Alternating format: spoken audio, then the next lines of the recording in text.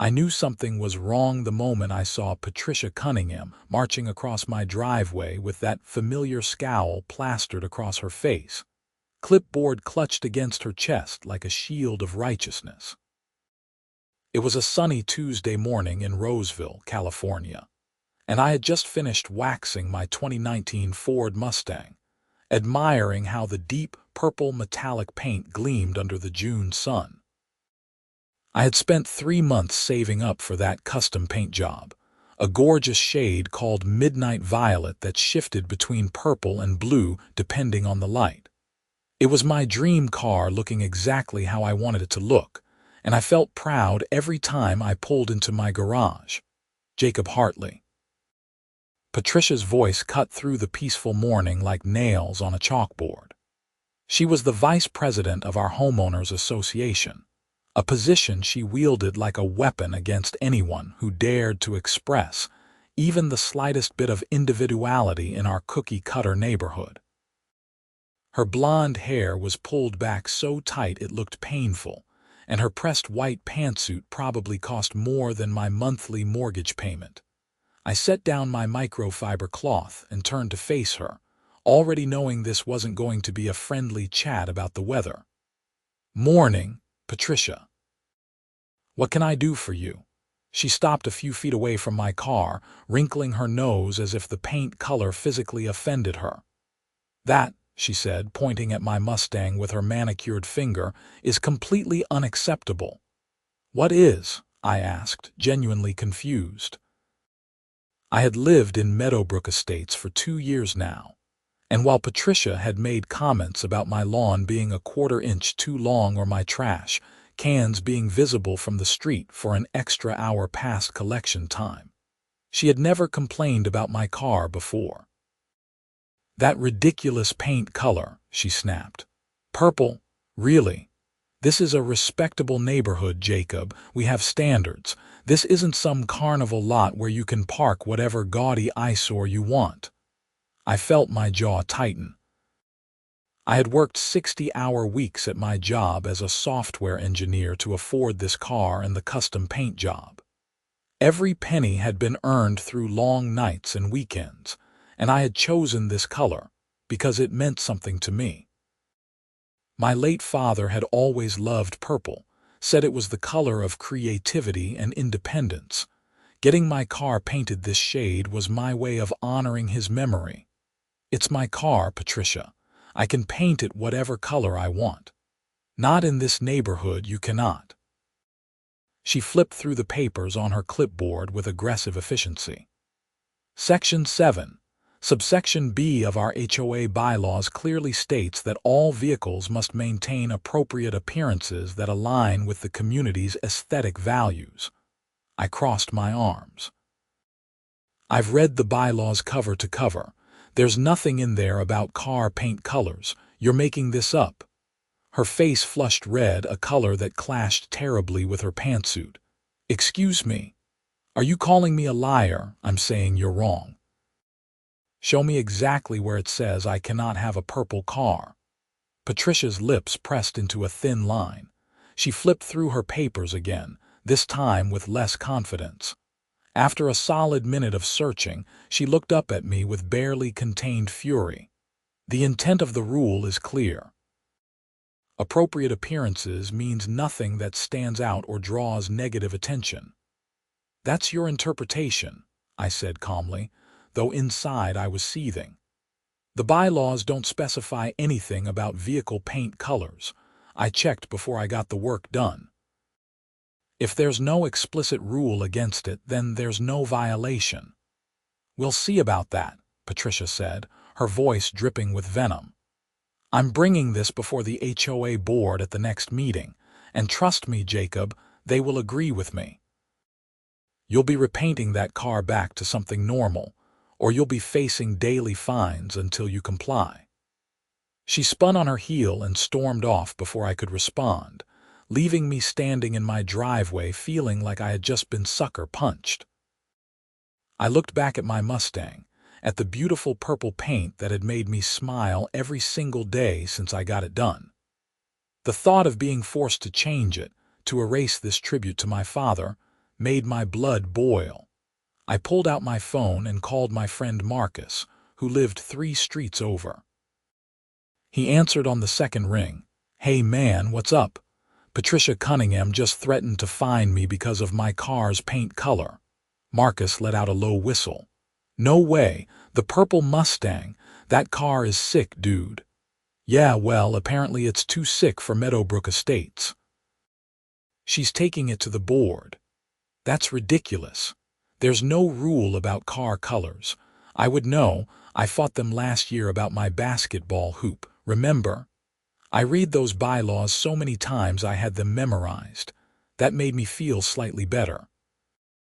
Marcus had dealt with Patricia and her cronies before, and had won his case by being meticulous about the actual rules versus their invented interpretations.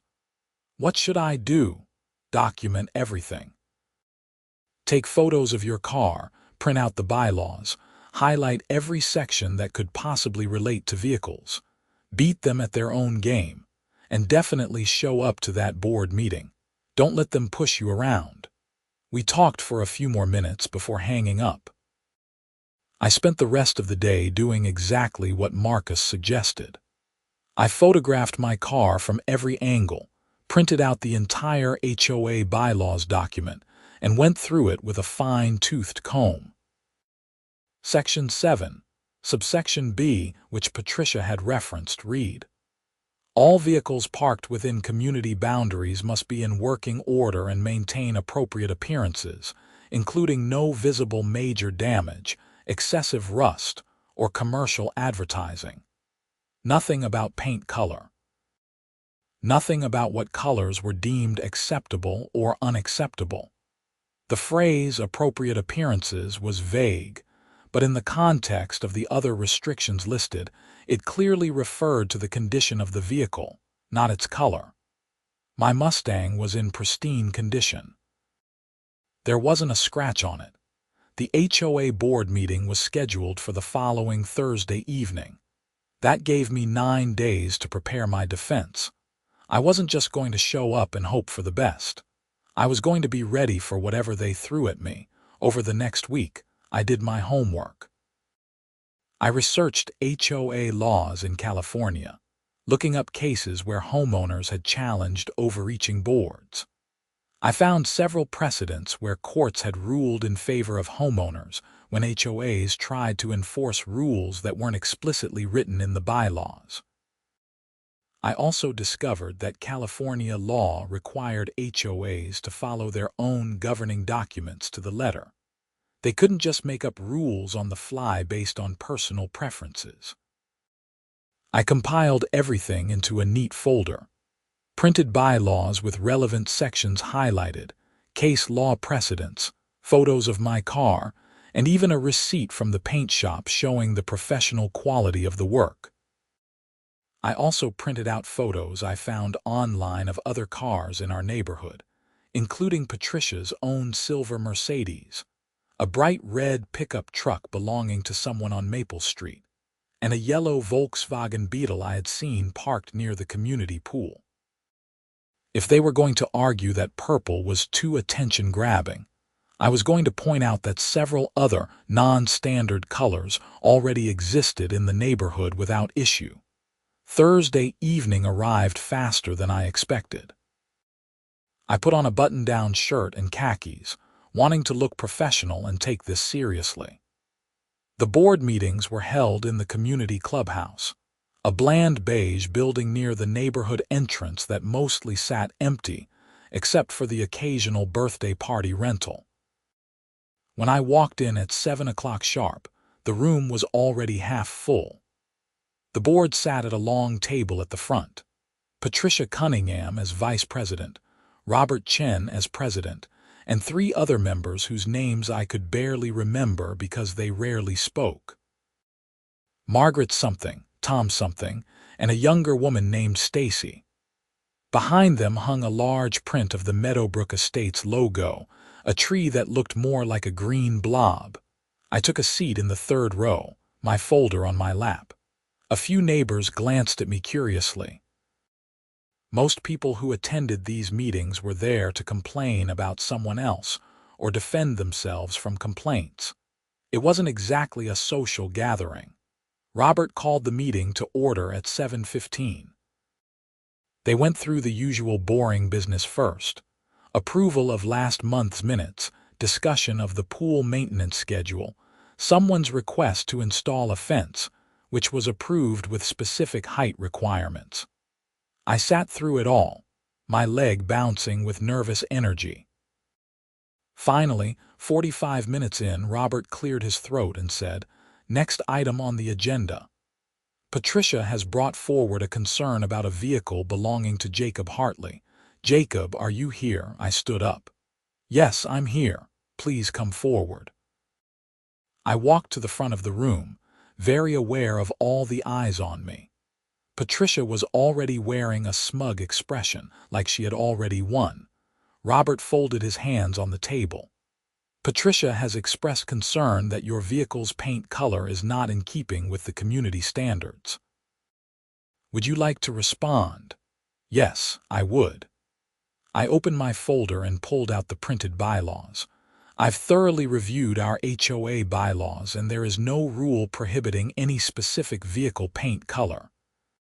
Section 7, subsection B mentions vehicles must maintain appropriate appearances, but in context, this clearly refers to the condition of the vehicle, not its color.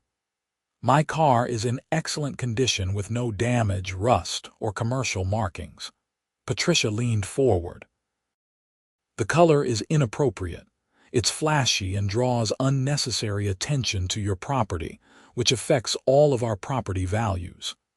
Do you have any evidence that my car's color has affected property values? I asked calmly. She sputtered. That's not the point. The point is that it's not a normal color. I pulled out my stack of photos. I have here images of other vehicles in our neighborhood: a bright red truck, a yellow Beetle, a lime green sedan. None of these are what you might call normal colors, yet I don't see any complaints about them. This seems like selective enforcement. Robert took the photos from me and examined them, passing them down to the other board members. Patricia's face was getting redder by the second.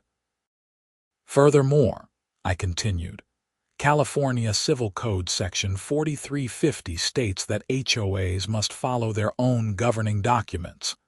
You cannot enforce a rule that doesn't exist in the bylaws.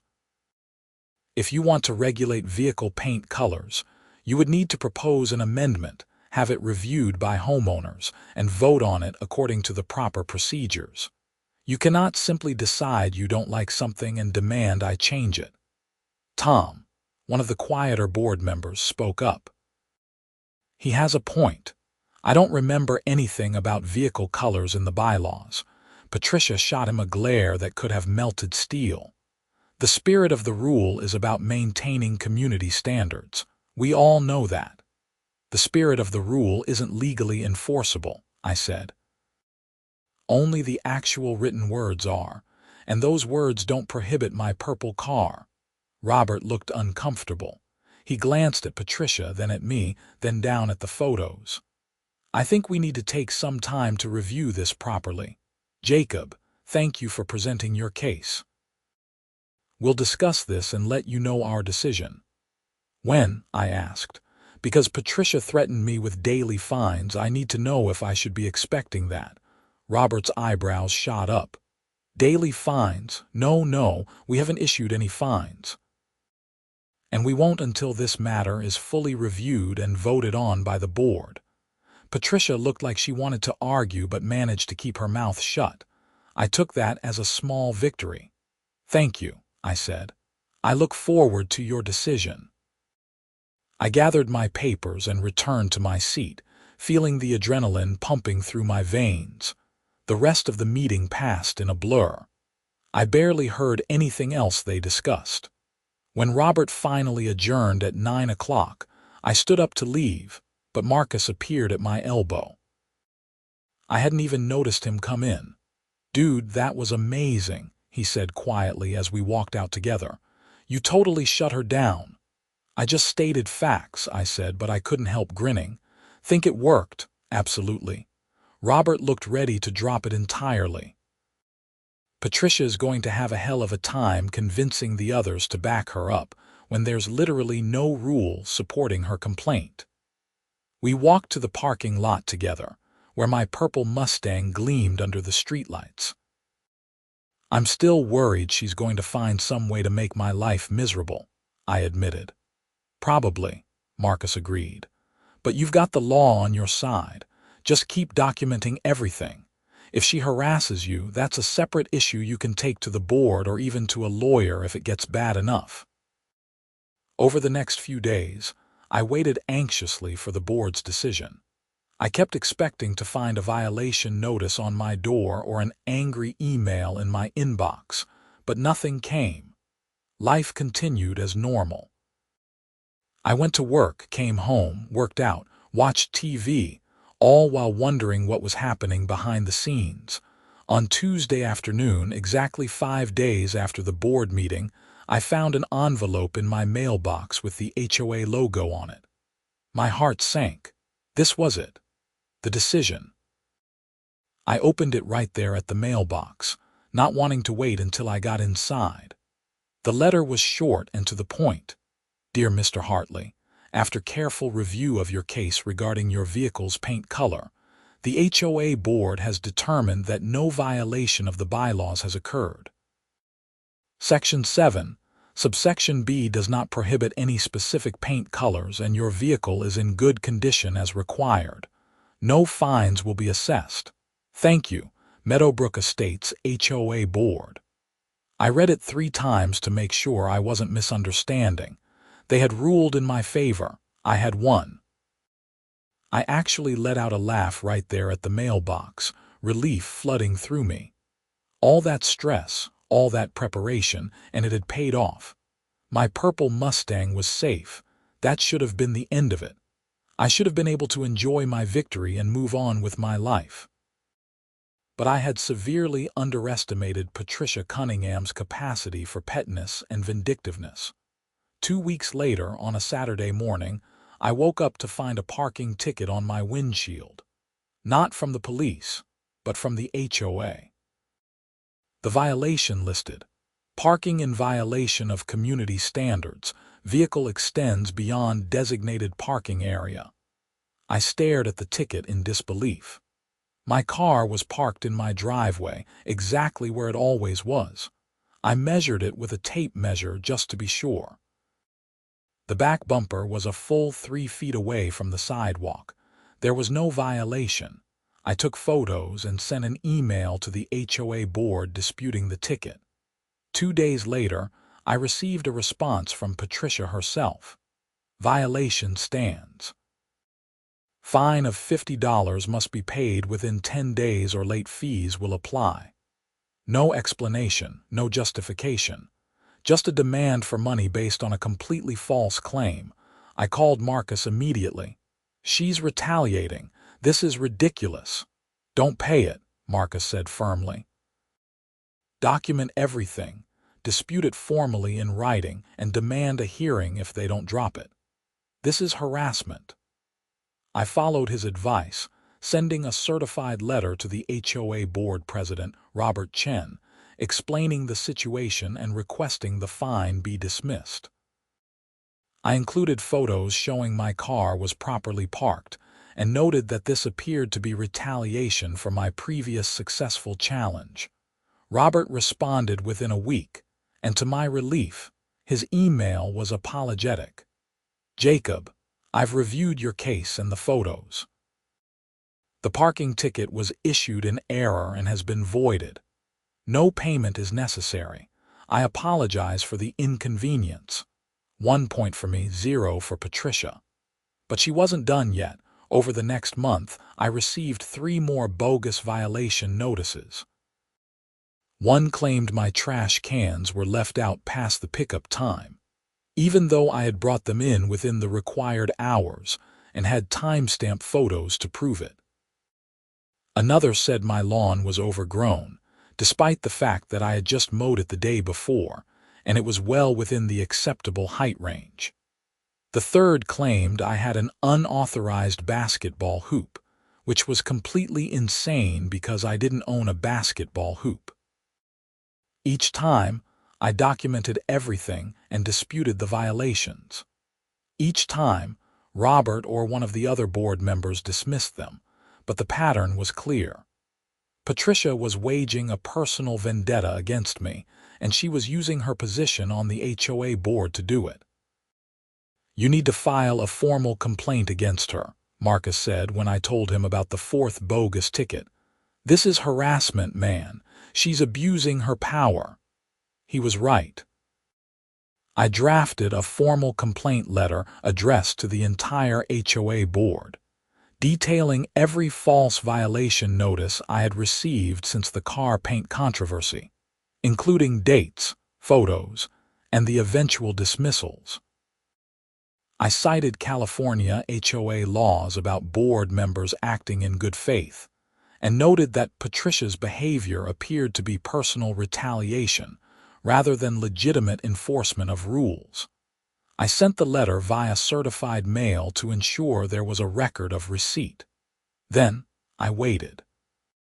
3 days later, my phone rang from a number I didn't recognize. I answered cautiously. "Jacob Hartley," a woman's voice professional and calm. "Yes, this is Jacob. This is Linda Morrison. I'm an attorney representing the Meadowbrook Estates HOA board. I need to speak with you about a serious matter." My stomach dropped. Had Patricia convinced them to sue me somehow? "What's this about?" "It's regarding your complaint about Patricia Cunningham. The board has reviewed your letter and takes these allegations very seriously. We'd like to schedule a meeting with you to discuss this further. Would you be available next Tuesday evening?" I let out a breath I hadn't realized I was holding. They were taking me seriously. "Yes, I can do Tuesday." "Excellent. 7 o'clock at the clubhouse." "Just you, myself, and the board members excluding Mrs. Cunningham. This will be a confidential discussion." Tuesday evening, I showed up at the clubhouse with my folder of documentation, now considerably thicker than it had been at the first meeting. Linda Morrison turned out to be a sharp-eyed woman in her 50s with short gray hair and a no-nonsense demeanor. She shook my hand firmly when I arrived. "Thank you for coming, Jacob. Please have a seat." The board members were arranged at the same table as before, but Patricia's chair sat conspicuously empty. Robert looked tired. Tom appeared uncomfortable. Margaret seemed curious, and Stacy was taking notes on a laptop. Linda sat at one end of the table and gestured for me to take the chair across from her. "I've reviewed all the documentation you provided in your complaint letter. I've also pulled the records of every violation notice issued to you over the past 2 months. The pattern is concerning." Robert cleared his throat. "Jacob, I want to apologize. I've been dismissing these violations as they came across my desk because they clearly had no merit, but I didn't realize how many there had been or that they were all targeting you specifically. I should have recognized this pattern sooner." "The question now," Linda said, "is how to proceed. Board members have a fiduciary duty to act in the best interests of the community and to enforce rules fairly and without bias. Patricia's actions, if your complaint is accurate, represent a serious breach of that duty." "It is accurate," I said, opening my folder. "I have photos, timestamps, email records, everything. She's been issuing false violations as retaliation for me challenging her about my car." I spread the evidence across the table. Linda examined each piece carefully, making notes on her legal pad. The board members looked increasingly uncomfortable as they reviewed the material. "This is bad," Tom said finally. "This is really bad. If word gets out that a board member has been harassing a homeowner, we could face serious legal consequences." "Not to mention it's just wrong," Stacy added, looking up from her laptop. "I voted in favor of Jacob about the car because he was right. The rules were clear. I had no idea Patricia was doing this." Linda set down her pen. Here's what I recommend. The board needs to vote on whether to remove Patricia Cunningham from her position as vice president, effective immediately. Additionally, I recommend a formal apology to Mr. Hartley and a guarantee that no further retaliation will occur. If Patricia continues this behavior after her removal, Mr. Hartley would have grounds for a harassment lawsuit, and given this documentation, he would likely win. Robert nodded slowly. I agree. We need to take action. This isn't what our board is supposed to be about. We're here to maintain the community and help people, not to wage personal battles. I'd like to call for a vote, Margaret said. All in favor of removing Patricia Cunningham from her position as vice president of the Meadowbrook Estates HOA board, effective immediately, say aye. 4 voices said aye in unison. Motion passes unanimously, Linda said, making a note. I'll draft the official notification and handle the legal paperwork. Jacob, on behalf of the board, I want to apologize for what you've been through. This should never have happened. I felt a weight lift off my shoulders. Thank you. I appreciate you taking this seriously. We're also going to refund you any administrative fees you paid for disputing those bogus violations, Robert added. And I'm personally going to make sure something like this never happens again. We're implementing a new review process for any violation notices before they go out. No more one person having the power to harass homeowners. I left that meeting feeling vindicated but also a little sad. I hadn't wanted this to turn into such a big drama. I just wanted to drive my purple car in peace.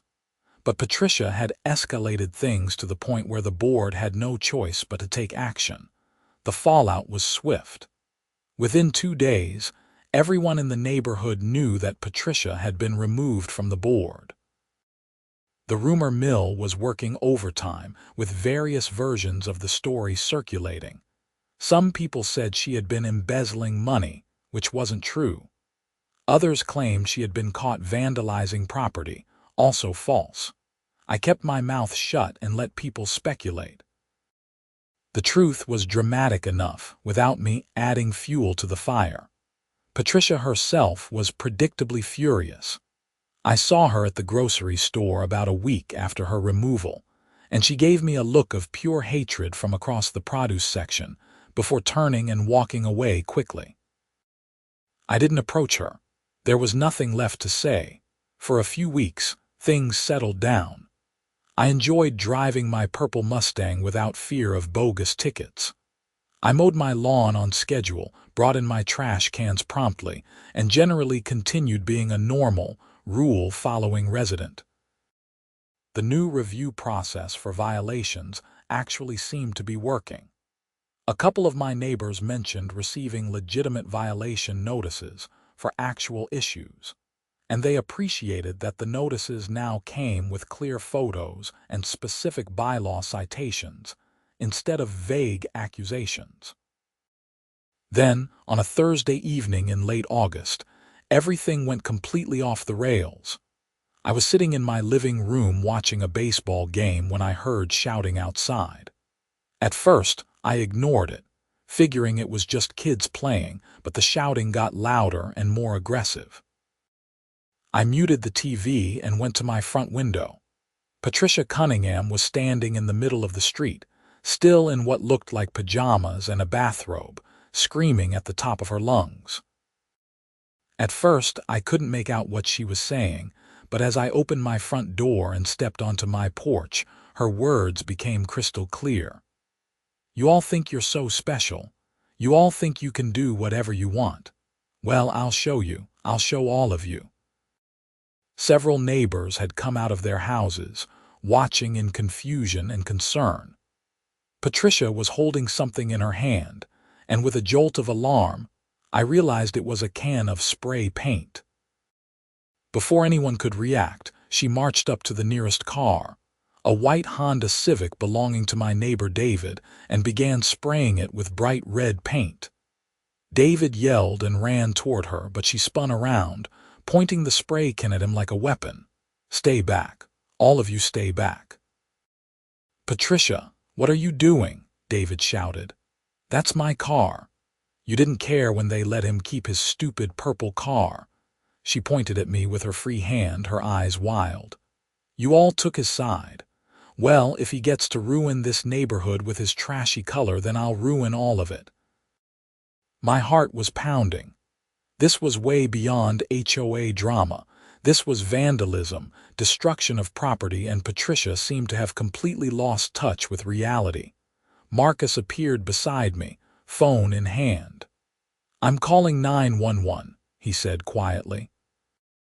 "Do it," I replied, not taking my eyes off Patricia. She moved to the next car, a blue Toyota, and began spraying that one too. The owners came running out of their house, shouting for her to stop. More neighbors were gathering now, forming a cautious semicircle around Patricia, who continued her rampage down the street, spray painting every car she could reach. "This is what you get," she screamed. "This is what happens when you let people do whatever they want. Standards matter." "Rules matter. You're breaking the law," someone yelled back. I don't care anymore," I heard sirens in the distance, getting closer. Patricia heard them too. She froze, spray can still in hand, red paint dripping onto the asphalt. For a moment, she looked confused, like she was waking up from a dream and didn't know where she was. Then reality seemed to crash back into her, and her face crumpled. 2 Roseville police cars pulled onto our street, lights flashing. 4 officers got out, hands on their belts, assessing the situation quickly. One of them, a tall officer with a gray beard, approached Patricia slowly. "Madam, I need you to put down the spray can." Patricia looked at the can in her hand as if seeing it for the first time. She dropped it, and it clattered on the ground, rolling into the gutter. Then she burst into tears, loud, gasping sobs that shook her whole body. The officers moved in, one of them gently taking Patricia's arm while another retrieved the spray can as evidence. A third officer started talking to the crowd of neighbors, getting statements and information about what had happened. I gave my statement, explaining the background of the HOA dispute, Patricia's removal from the board, and tonight's incident. The officer taking notes looked increasingly incredulous as I spoke. "So she went on a vandalism spree because she didn't like your car's color?" he asked, as if wanting to make sure he had heard correctly. "Basically, yes," I said, "but it wasn't just that. She'd been harassing me for months, got removed from the HOA board, and I guess tonight she snapped." "How many vehicles did she damage?" I looked down the street, counting. "At least 6 that I saw, maybe more." The officer shook his head. "That's multiple counts of vandalism, destruction of property, and possibly disturbing the peace. She's going to be arrested." And she was. I watched as they loaded Patricia into the back of one of the patrol cars, still crying, makeup running down her face, looking nothing like the put-together, imperious HOA vice president who had confronted me about my car months ago. It was a sad, pathetic sight, despite everything she had put me through. The police stayed for over an hour, documenting the damage, taking photos, collecting statements from everyone who had witnessed the incident. David's white Honda had a huge red streak across the driver's side door. The Toyota had red spray paint all over the hood. 4 other cars had similar damage. One homeowner estimated it would cost at least $2,000 to properly repair and repaint his vehicle. After the police left and the crowd dispersed, I sat on my porch with Marcus, both of us still processing what we had just witnessed. "That was insane," Marcus said. "I mean, I knew she was bitter about getting kicked off the board, but I never thought she'd do something like this." "Me neither," I admitted. "I feel kind of bad, actually, like if I had just repainted my car, none of this would have happened." Don't do that, Marcus said firmly. Don't blame yourself. You didn't do anything wrong. You followed the rules, stood up for yourself when she tried to bully you, and the board agreed with you. Her losing it like this is on her, not you. She made these choices. I know, it's just surreal. All this over a car color. It was never really about the car color, Marcus said. It was about control. People like Patricia need to feel like they're in charge, like they're the ones keeping everything in order. When you challenged her and won, it shattered that illusion. Some people can't handle that. He was right, of course. But it didn't make the whole situation feel any less strange and unsettling. Over the next few days, the neighborhood buzzed with news about Patricia's arrest. I learned from Robert that she had been charged with multiple counts of vandalism, destruction of property, and disturbing the peace, just as the officer had predicted. Her bail was set at $10,000, and her husband, a quiet man I had rarely seen, posted it immediately. She was released, but had to wear an ankle monitor and wasn't allowed to enter the Meadowbrook Estates community except to access her own home directly. The legal process moved surprisingly quickly. Patricia's attorney apparently advised her to take a plea deal rather than go to trial, given the overwhelming evidence and number of witnesses. She pleaded guilty to all charges in early October. I attended the sentencing hearing along with several of my neighbors whose cars had been damaged. We all wanted to see this through to the end, to get some sense of closure. The courtroom was small and stuffy, with fluorescent lights that made everything look washed out and tired. Patricia sat at the defense table with her attorney, looking smaller somehow than I remembered. Her husband sat in the front row behind her, his face drawn and gray. She had aged 10 years in the past 2 months. The judge, a stern-looking woman named Judge Martinez, reviewed the case file before speaking. Mrs. Cunningham, you've pleaded guilty to 6 counts of vandalism, total property damage exceeding $12,000. The victims in this case have submitted impact statements describing the financial and emotional toll of your actions. Do you have anything to say before I pronounce sentence? Patricia stood, her voice barely above a whisper. I'm sorry, I'm so sorry, I wasn't thinking clearly. I was angry and hurt and I let it consume me. I never should have done what I did. I take full responsibility. Judge Martinez nodded. Mrs. Cunningham, your actions caused significant harm to multiple members of your community.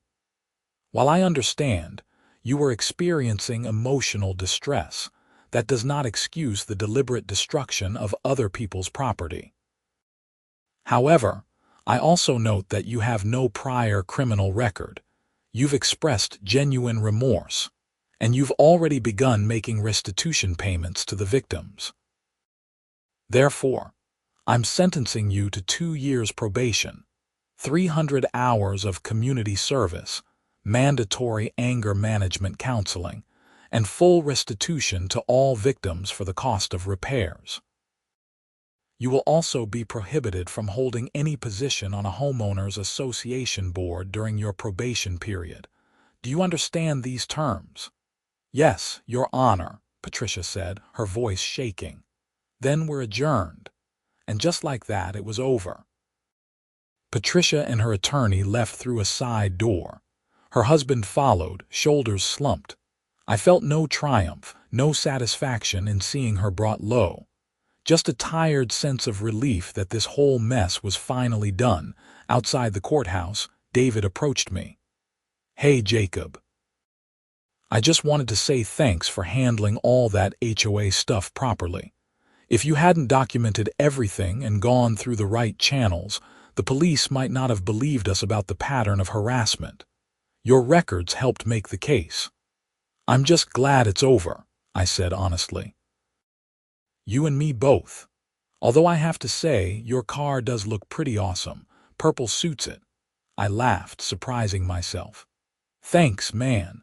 Life in Meadowbrook Estates slowly returned to normal after that. Patricia paid for all the car repairs as part of her restitution. I saw her occasionally, usually getting into or out of her Mercedes quickly, never making eye contact with anyone. Her husband put their house on the market in November, and they moved out before Christmas. I heard through the neighborhood grapevine that they relocated to somewhere in Oregon, wanting a fresh start away from all the memories and judgment. The HOA board elected a new vice president, a friendly woman named Jennifer who worked as a teacher and actually seemed interested in making the community better rather than just enforcing rules for the sake of enforcing them. She introduced herself to me at a neighborhood barbecue in December, complimented my car, and we ended up having a nice conversation about vintage muscle cars. Her husband restored old Camaros as a hobby.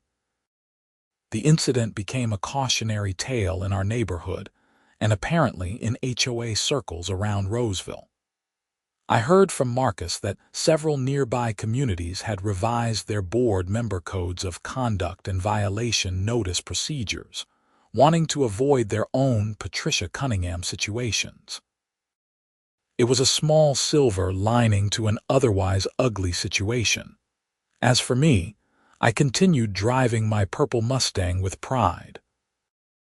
Every time I got behind the wheel, I thought about my father and the values he had tried to instill in me. Stand up for yourself, don't let bullies push you around, but also know when to show mercy and compassion. I had stood my ground when Patricia tried to force me to change my car, but I also hadn't gloated or celebrated when she faced the consequences of her actions. She had made her choices, and she had to live with them, but I didn't have to take joy in her suffering. Winter in Roseville was mild, as it always was, with occasional rain but mostly sunny days. I found myself appreciating the neighborhood more than I had before. Without the constant stress of wondering what violation notice would show up next or what new way Patricia might try to harass me, I could actually enjoy living there. I got to know my neighbors better, attended community events, even joined the committee that planned the summer block party. In February, almost 8 months after this whole thing started, I received an unexpected letter in the mail. The return address was in Oregon, and the handwriting on the envelope was unfamiliar. I opened it curiously. Inside was a single sheet of paper with a brief, handwritten note. Jacob, I don't expect you to forgive me, and I'm not asking you to. I just wanted you to know that I've been working with a therapist to understand why I reacted the way I did. She helped me see that I had been using my position on the HOA board to feel important and in control because other parts of my life felt chaotic and meaningless. When you challenged me and I lost, it felt like losing the one thing I was good at. That's not an excuse, just an explanation. I'm sorry for what I put you through. I hope you and your neighbors are doing well. Patricia. I read the letter twice, then set it down on my kitchen counter. I didn't know how to feel about it. Part of me appreciated the apology and the self-awareness it showed. Another part of me thought it was too little, too late. But mostly, I just felt tired of the whole thing. I folded the letter and put it in a drawer, deciding I would probably never respond but also wouldn't throw it away. It was part of the story, part of what had happened, and pretending it didn't exist wouldn't change anything. Spring arrived with its usual burst of color. The trees in Meadowbrook Estates bloomed pink and white, and everyone's lawns turned deep green from the winter rains. I detailed my Mustang one sunny Saturday in March, taking my time with it, enjoying the way the purple paint gleamed in the sunlight. A few neighbors walking by stopped to admire it, and I found myself telling abbreviated versions of the story, leaving out the worst parts but hitting the highlights. "So you really took on the HOA and won?" one neighbor asked, impressed. I followed the rules and stood up for myself when someone tried to enforce a rule that didn't exist, I clarified. That's all. That's enough, he said. Good for you, man. In April, the HOA board sent out a newsletter announcing several changes to how the community would be managed going forward. There was a new online portal for submitting violation complaints, which would be reviewed by a committee of 3 board members before any notice was sent out. There were also clearer guidelines about what constituted a legitimate violation versus a personal preference. And perhaps most importantly, there was a new section about board member conduct and accountability, including a process for homeowners to file complaints about board members who abused their power. I like to think that my situation had helped create those positive changes, that something good had come out of all the stress and drama. Marcus certainly thought so. "You're like a legend now," he joked one evening when we were grilling burgers in his backyard. The guy who stood up to the HOA Karen and lived to tell the tale. "I'd rather not be a legend," I said. "I'd rather just live my life in peace." "Well, you can do that now, and you can do it with a cool purple car." I raised my beer in a toast. "I'll drink to that." The summer block party in July was bigger than usual, with probably 2/3 of the neighborhood in attendance. Someone had rented a bounce house for the kids, and there were tables laden with potluck dishes stretching down half the block. Jennifer, the new vice president, gave a short speech about community and working together and respecting each other's differences. It was the kind of generic speech that politicians give, but it felt sincere coming from her, and people actually listened. Later in the evening, as the sun was setting and people were starting to pack up their chairs and coolers, Robert Chen approached me. We had spoken a few times since the whole Patricia incident, but never at length. "Jacob, do you have a minute?" he asked. "Sure, what's up?" He looked a bit uncomfortable. "I wanted to apologize personally. I was the board president when all of this happened, and I feel like I let you down. I should have caught what Patricia was doing sooner. I should have stopped it before it got so out of hand." I considered his words carefully. "You dismissed all the bogus violations when they came across your desk. You took my complaint seriously. You voted to remove her from the board. What more could you have done?" I could have been more observant, more proactive. I got complacent, just rubber-stamping things and trusting that everyone on the board was acting in good faith. "Well, now you know better," I said. "And the changes you guys have implemented should prevent this from happening again. That's what matters." He looked relieved. "Thanks, Jacob. And for what it's worth, I really do think your car looks great. My daughter saw it the other day and said it reminded her of a galaxy. I thought that was a nice way to describe it." I smiled. "Tell her thanks. That's actually really cool." As I drove home that night, my purple Mustang reflecting the streetlights, I realized that I had genuinely moved past the anger and stress of the previous year. Patricia's harassment, the board meetings, the police incident, the court case, all of it felt like something that had happened to someone else, a story I had heard rather than lived through. I had my car, I had my home, I had good neighbors and friends, and I had the satisfaction of knowing I had stood up for myself when it mattered. The bylaws of the Meadowbrook Estates, HOA, still didn't say anything about vehicle paint colors. I had checked recently, just out of curiosity, to see if they had tried to add any new restrictions. They hadn't. In fact, the vehicle section now explicitly stated that paint color was considered a personal choice and not subject to HOA approval, as long as the vehicle was otherwise in good condition. It was a small addition, barely a sentence, but it made me smile every time I read it. I thought about my father sometimes, wondered what he would have thought about this whole situation. He had always been a quiet man, not one for confrontation, but he had also never backed down when something was truly important to him. I like to think he would have been proud of how I handled things. Not the drama or the conflict, but the principle of it, the standing firm when someone tried to push me around for no good reason.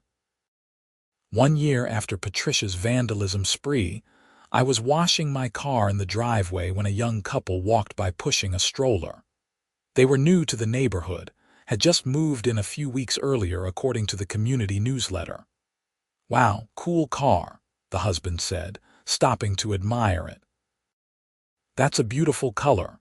"Thanks," I said. "Custom paint job. Did you have any trouble with the HOA about it? I've heard some associations are really strict about what you can and can't do." I paused in my washing, considering how much to tell them. "There was a situation," I said finally. "But it got resolved. The bylaws don't actually prohibit any paint colors. As long as your vehicle is in good condition, you're fine." "That's good to know," the wife said. "We were worried about all the rules. We almost didn't buy here because of that." "Just read the bylaws carefully," I advised. Know what the actual rules are versus what people think the rules are, and document everything if someone tries to give you trouble. They thanked me for the advice and continued their walk. I went back to washing my car, satisfied that maybe my experience could help someone else avoid similar problems. The thing about HOA disputes, I had learned, was that they usually stemmed from a disconnect between the written rules and people's personal preferences. Everyone had opinions about how a neighborhood should look, how people should maintain their properties, what was acceptable and what wasn't. But opinions weren't rules, and rules had to be written down, specific, and fairly enforced to mean anything. Patricia had tried to enforce her opinions as if they were rules, and when that didn't work, she had lashed out in increasingly destructive ways. It was a cautionary tale about the dangers of unchecked authority and personal grudges. I finished washing my car and stepped back to admire it. The purple paint truly did look like a galaxy in the right light, deep and shimmering with hints of blue and violet. It was exactly what I had wanted, exactly what I had paid for, and exactly what I deserved to enjoy without harassment or false violations. Life in Meadowbrook Estates continued its peaceful rhythm.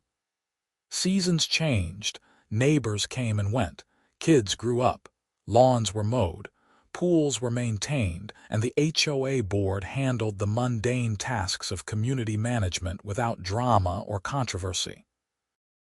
Jennifer proved to be an excellent vice president, and when Robert decided to step down after 3 years, she was elected president unanimously.